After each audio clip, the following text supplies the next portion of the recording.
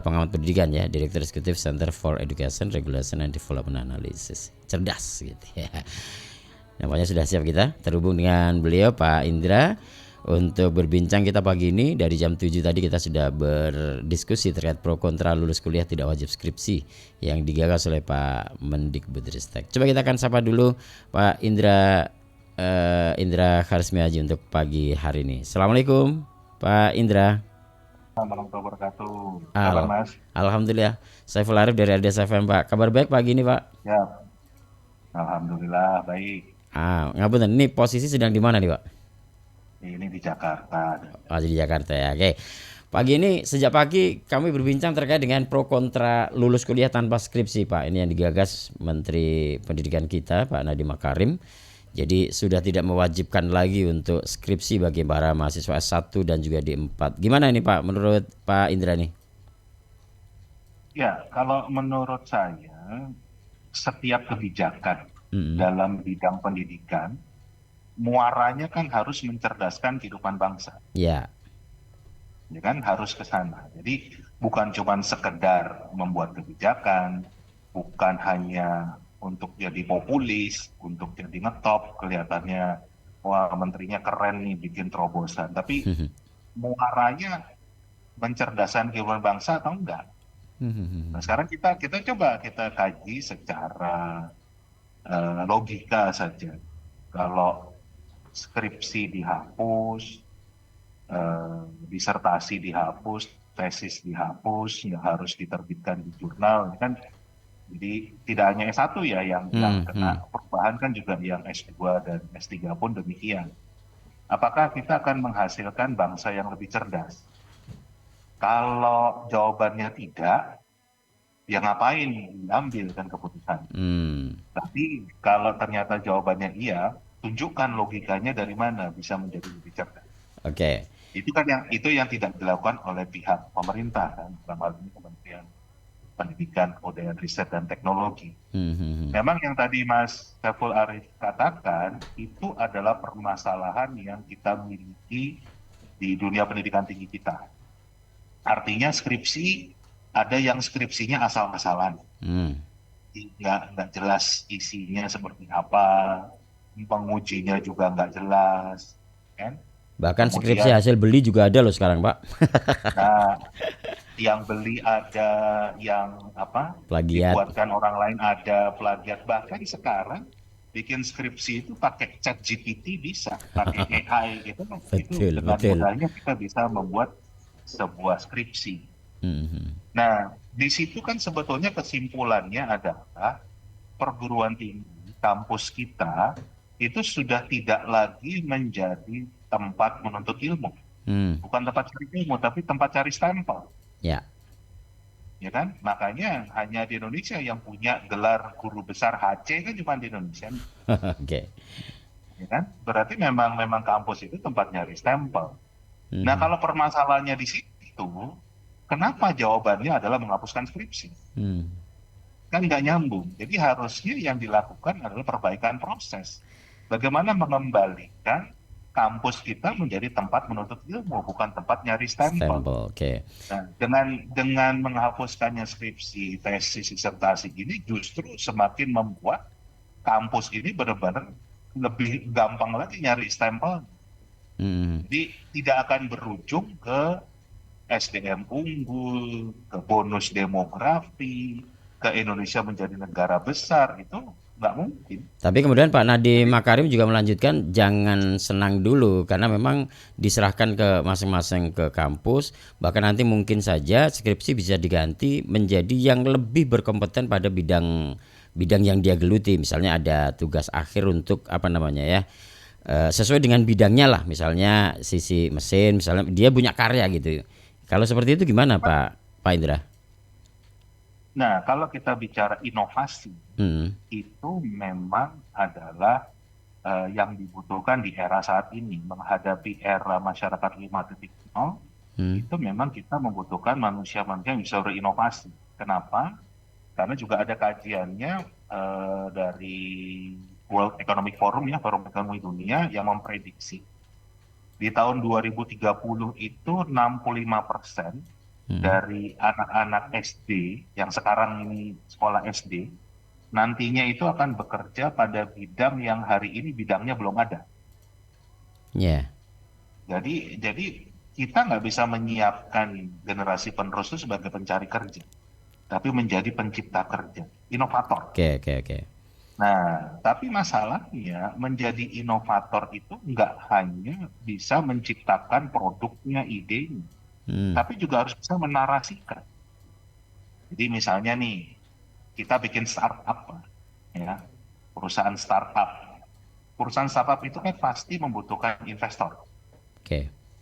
ya kan? Nah, investor itu bisa mau invest setelah dia mempelajari prospektusnya dulu, proposalnya dulu. Jadi ini perusahaan apa manfaatnya apa, nanti pengembalian investasinya seperti apa, hitung-hitungnya masuk nggak. Nah, itu adalah kemampuan menulis, kemampuan menarasikan, Oke. ya kan? Nah, jadi nggak bisa kita membuat karya tanpa narasi. Artinya Itu yang Menurut Pak Indra, skripsi itu masih urgent ya untuk dipertahankan dalam rangka untuk mengasah mahasiswa atau calon yang bergelar itu tadi untuk menjadi lebih bisa mendeskripsikan atau menarasikan sesuatu, begitu kan? betul. Itu mungkin bentuknya nggak harus sepanjang skripsi, Hmm. tapi kemampuan menarasikan dalam tulisan itu esensial. Oke. Jadi bagaimana sebuah ide itu bisa dinarasikan. Tujuan narasi itu kan supaya bisa kita sebarkan, kita diseminasikan ke banyak orang, nggak cuma di satu kepala aja. Jadi juga Hmm. bisa dikaji oleh banyak pihak. Baru kita buat karyanya. Ini yang dibutuhkan. Jadi, tapi itu yang tidak diadres oleh pemerintah. Jadi, ibaratnya kalau kalau menurut saya ini kita sakit kepala, tapi dikasihnya obat cacing misalnya, Oke. ya kan? Tapi sekarang Itu ada juga yang para mahasiswa kan banyak yang sepakat dengan Pak Nadiem Makarim untuk kemudian apa namanya menghapus skripsinya. Setuju katanya ya bahwa dihapus karena menurutnya tidak adil kalau skripsi itu menjadi tolak ukur kelulusan. Sedangkan ada beberapa mahasiswa yang lebih baik jika terjun langsung ke dunia pekerjaan dibandingkan dengan harus melakukan penelitian. Ada semacam itu. gini Mas, saya ini dulu kebetulan S1-nya di luar negeri, di Amerika Serikat. Hmm. Saya ini di kampus saya termasuk tidak mewajibkan adanya satu karya tulis sebagai penentu kelulusan alias skripsi. Hmm. Ada.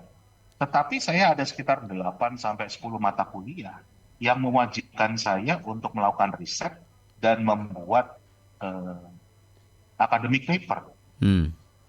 Jadi dengan kata lain, walaupun saya nggak mengerjakan skripsi, tetapi saya dituntut mengerjakan sekitar 8 sampai 10 skripsi. Yap. Karena itu adalah esensial. Jadi ide kita itu nggak bisa cuman asal ide, asal ngomong saja. Harus mampu dinarasikan, harus mampu dibuat tulisannya. Dan Hmm. itu yang dibutuhkan. Jadi kembali pernyataan saya di awal kan, kalau kita bicara banyak mahasiswa yang senang dengan kebijakan ini, ya wajar. Tapi Oke. sekarang ada manfaatnya nggak buat bangsa ini? Hmm. Ya kan? Kalau cuma sekedar membuat orang senang, membuat mahasiswa merasa wah sekarang berarti nggak ada beban lagi, tetapi ujungnya kita nggak punya manusia yang kompeten, manusia yang kompetitif, yang bisa mengelola Indonesia di masa yang akan datang, ya berarti nggak ada manfaatnya kebijakan itu. Hmm. Itu yang kita lihat. Tapi dengan kebijakan Pak Nadiem Makarim yang saat ini kemarin sudah disampaikan itu, baiknya seperti apa Pak ini Pak? Tadi Mas, poinnya adalah prosesnya yang harus Iya, oke, diperbaiki. oke. Bukan ujungnya terus menghapuskan skripsi, tidak mewajibkan lagi dipublikasikan di jurnal nasional maupun internasional, Hmm. tapi bagaimana memperbaiki proses, kemudian mengembalikan lembaga pendidikan sebagai tempat mencari ilmu, bukan tempat Hmm. mencari stempel, termasuk mutu-mutu dosennya. Jadi kan kalau tadi kita juga membahas banyak sekali karya ilmiah skripsi yang nggak jelas karena diuji juga nggak jelas, itu kan Oke. berarti kemampuan dosennya, ya kan?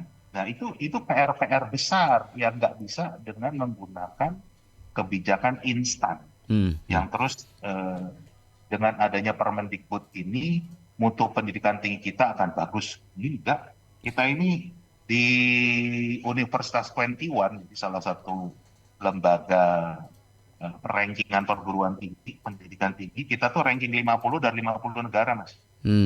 Terakhir berarti ya. Ya. 50 dari 50. Halo? Iya, Hmm, itu bisa dicek, itu ada datanya dan itu dilakukan sebelum pandemi. hmm, hmm, hmm. Kita bayarin nggak setelah pandemi seperti itu? Oke, oke. Jadi selama ini kalau yang perlu diperbaiki adalah dari si prosesnya itu. Tapi selama ini sudah skripsi dari tahun sekian sampai hari ini masih terus berjalan dan sebagainya.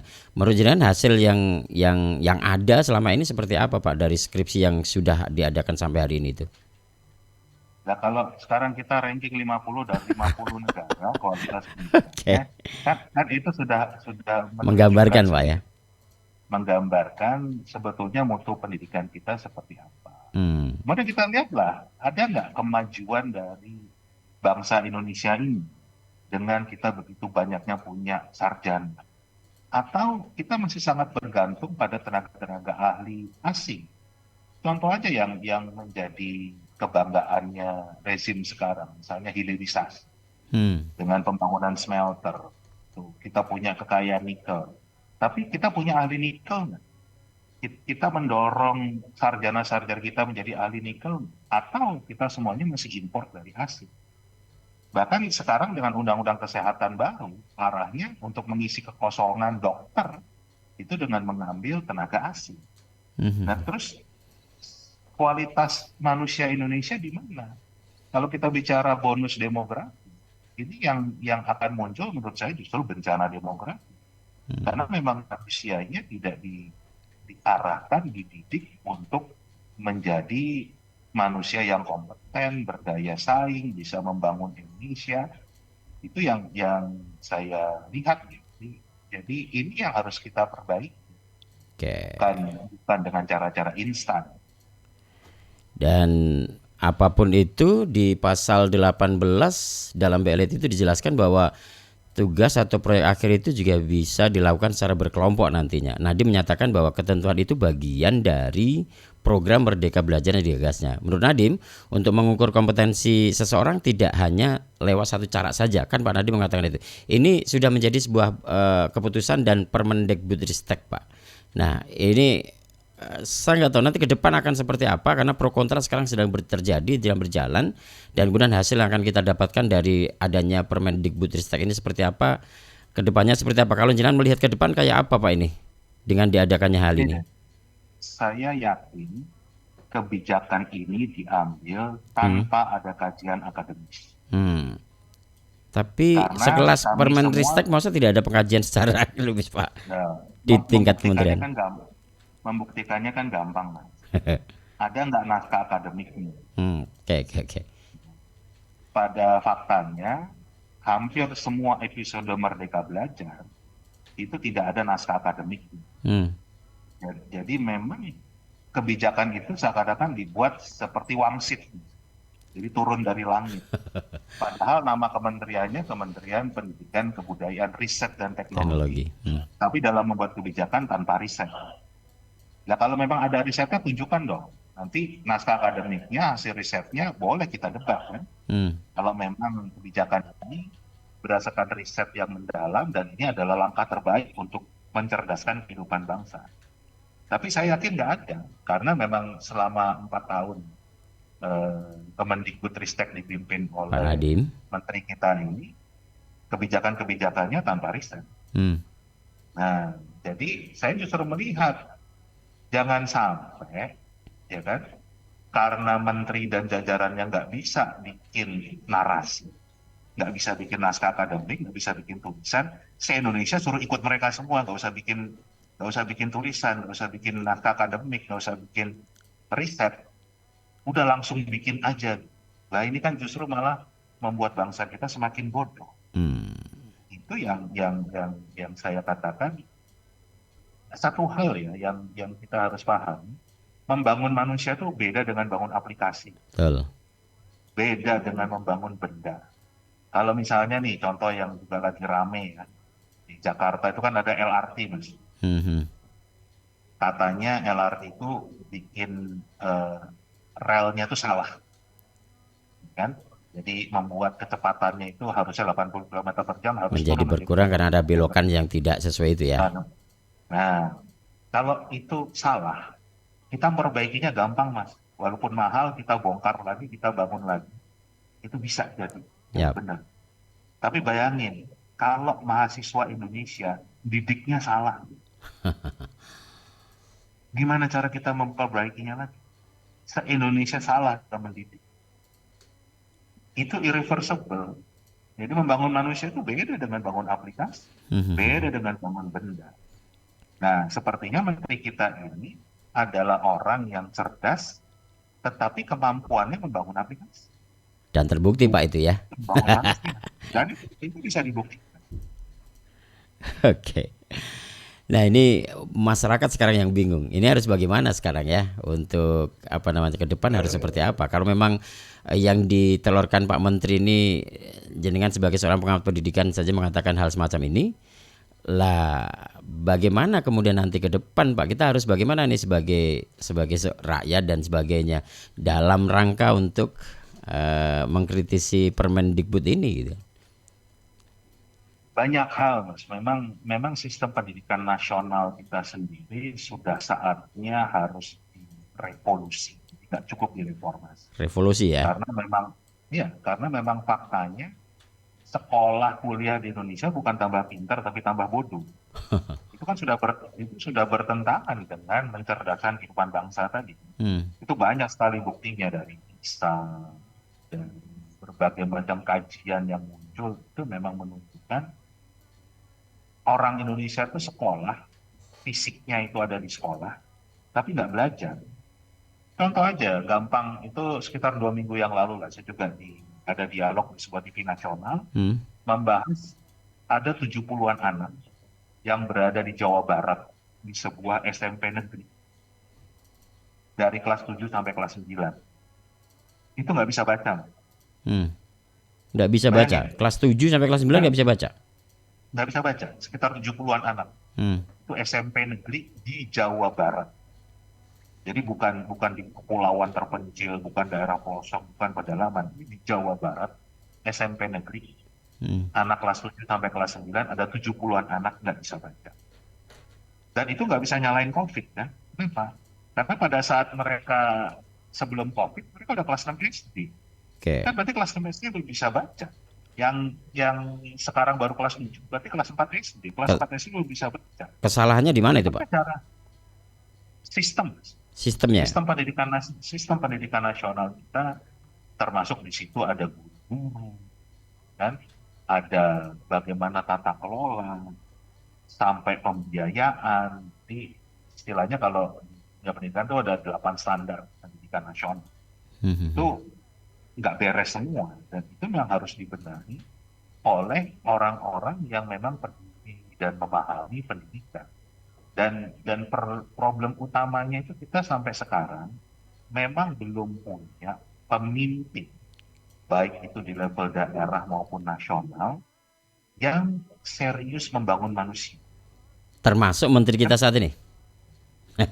Ya, kalau kita belum bisa ngeliat kan beliau adalah kan katanya nggak ada visi menteri, Hmm. Visinya kan? adalah visi presiden. Ya kan? Jadi, tapi kita harus lihat dong, faktanya itu presiden kita pun lebih memilih membangun kereta cepat, Hmm. membangun IKN, membangun bandara, membangun jalan tol daripada bangun manusia. Jadi ini fakta, bukan kita maksudnya mendiskreditkan, mengatakan apa yang dibuat itu buruk, enggak, tapi kita bicara fokus, prioritas, ya kan? Prioritasnya ke sana. Dan kenapa rata-rata pemimpin baik daerah maupun pusat itu nggak suka membangun manusia? Karena satu nggak kelihatan, Mas. Bangun manusia kan nggak kelihatan. Oke. Tapi bangun kereta cepat kelihatan dong. Wah, tadinya nggak ada kereta cepat, sekarang ada kereta cepat. Membangun manusia Bangun prosesnya IKN, lama, kereta cepat prosesnya mungkin lebih cepat gitu Pak ya. nah itu satu, ya satu nggak kelihatan. Yang kedua lama. Hmm. Kalau kita bicara dari anak kelas 1 SD sampai lulus SMA itu butuh 3 periode, Mas. Iya. Jadi nggak cukup satu presiden, itu baru lulus SMA. Kalau lulus kuliah, sarjana, itu udah bisa 4 periode, 5 periode malah. Hmm. Ya, butuh 5 periode. Jadi nggak akan ada, sampai saat ini ya belum ada, mereka yang mau merelakan legasinya itu istilahnya nggak terlihat karena memang membutuhkan waktu lebih dari 4 seorang periode presiden. tadi. Iya, Oke, oke, bisa oke. 3 orang presiden itu baru satu generasi terdidik, terbangun. Nah itu yang politisi kita kan maunya tiap 5 tahun kepilih. Hmm. Jadi makanya berpikirnya short term, padahal tadi membangun manusia adalah long term. Nah ini salah satu hal yang kalau tadi ditanya apa yang harus dilakukan oleh rakyat, ya 2024 nanti kita harus memilih mereka yang fokusnya pembangunan manusia. Karena Hmm. kalau enggak, ya kan kita ngulang-ngulang begini terus. Masyarakat kita bodoh, masyarakat kita tidak sejahtera, yang merasakan malah kesejahteraan itu hanya pihak-pihak tertentu, bahkan mungkin pihak asing, karena kita dibodoh-bodohi. Oke, satu kesimpulan Itu yang yang, bisa saya dapatkan adalah berarti kita harus mengadakan tidak ini ya, apa namanya revolusi pendidikan tadi Pak ya. oh iya, itu jelas. Dan kalau kita lihat negara yang maju, itu semua mulai dari pendidikan. Oke. Contoh aja yang sering jadi cerita, Jepang. Saat Jepang itu luluh lantah di bom Hiroshima dan Nagasaki, dan sekarang mereka bisa rebound menjadi negara yang betul-betul kuat, yang betul-betul Hmm. sejahtera, yang betul-betul maju. Itu mereka mulai dari pendidikan. Negara tetangga kita Singapura, negara yang nggak punya sumber daya alam secuil pun nggak punya. Oke. Itu sekarang bisa membuat Indonesia, negara penghasil minyak, bergantung impor BBM dari Singapura, negara yang nggak punya minyak sama sekali. Oke. Cuma dua kemungkinan tuh, Mas. Hmm. Orang Singapurnya memang pinter banget, nah atau kitanya yang bodoh banget. Kita bergantung pada negara yang nggak punya minyak sama Nah, sekali. Itu yang un- membuat kita harus menaikkan harga BBM. untuk merevolusi pendidikan ini kita mulainya dari mana nih Pak? Harus kita mulai dari mana? Tadi Karena kita butuh waktu yang sangat kita panjang ini. kita harus memilih pemimpin yang serius untuk Hmm. membangun manusia, dan itu bisa kita tanya nanti siapapun yang akan menjadi calon pemimpin kita, kita tuntut untuk memang punya visi dan misi membangun manusia. Oke. Yang kedua, kita memang juga harus punya wakil rakyat yang juga serius membangun manusia, karena revisi Undang-Undang Sistem Pendidikan Nasional itu sudah masuk prolegnas. Hmm. Tetapi memang kemarin kami, para aktivis pendidikan, kami batalkan. Karena nasibnya akan sama seperti Undang-Undang Omnibus Law, Undang-Undang Kesehatan yang akan berujung ke judicial review. Kenapa? Karena dibuatnya di tempat gelap. Karena tidak ada partisipasi publik, tidak ada partisipasi masyarakat. Nah ini yang kita ingin, Undang-Undang Sisdiknas yang baru nanti memang dibuat secara benar, Hmm. partisipasi publiknya nyata, jadi mewakili semua rakyat. Karena Indonesia ini sangat beragam, dari ujung Sumatera sampai ujung Papua, itu nggak bisa hanya bahasa di Jakarta, pakai Hmm. sudut pandang orang Jakarta, nggak bisa. Ya, Jakarta sama Bogor aja beda, Solo sama Boyolali yang dekat aja sama Wonogiri aja beda kan, betul. kebutuhannya beda. Nah ini Indonesia. Oke, artinya berarti harapannya ada di 2024 kalau begitu Pak untuk mereformasi ini semua, merevolusi ini semuanya. Tapi kemudian kalau jenengan melihat di 2024 apakah kita melihat dari beberapa yang sudah ada itu yang punya komitmen untuk menuju kepada pendidikan kita lebih baik Pak ya? Bingung juga tuh milihnya. Ya makanya itu justru rakyat harus bertanya kan. Hmm. Makanya saya senang sekali dengan keputusan MK yang mulai memperbolehkan untuk bicara politik di Di kampus, kampus, di sekolah itu ya. ya kan, di sekolah. Itu justru jadikan tempat itu untuk betul-betul menguji Hmm. bagaimana calon-calon pemimpin kita, calon rakyat, calon wakil rakyat kita, apakah memang akan membawa aspirasi rakyat atau malah aspirasi pihak tertentu, oligarki. Kan Oke. akan terlihat kalau dikulitin di kampus itu kan akan beda dengan pencitraan di TikTok, pencitraan di YouTube kan beda. Oke, oke, oke. Bahkan dengan acara dangdutan itu kan beda. Di kampus akan akademik. Hmm. Walaupun masih ada juga ya Pak ya calon presiden yang kemudian diundang ke kampus masih dagdikduk dan panas dingin Pak ya. Baik. Nah, eh justru itu kan yang itu menurut saya baik. nggak siap jadi pemimpin kita. Hmm. Baik Pak Indra, terima kasih waktunya pagi ini. Sudah saya ganggu waktunya. Mohon maaf ini mengganggu waktu Ya, pagi panjenengan ini. Mudah-mudahan lain kesempatan di waktu yang panjang bisa berbincang lebih banyak lagi Pak Indra ya untuk kita belajar bersama. ya. Baik. Terima kasih Mas Terima Emaladi. kasih Pak Indra. Assalamualaikum. Waalaikumsalam. Pendengar demikian bersama dengan Pak Indra Karismiaji, beliau adalah pengamat pendidikan, Direktur Eksekutif Center for Education, Regulation and Development Analysis dari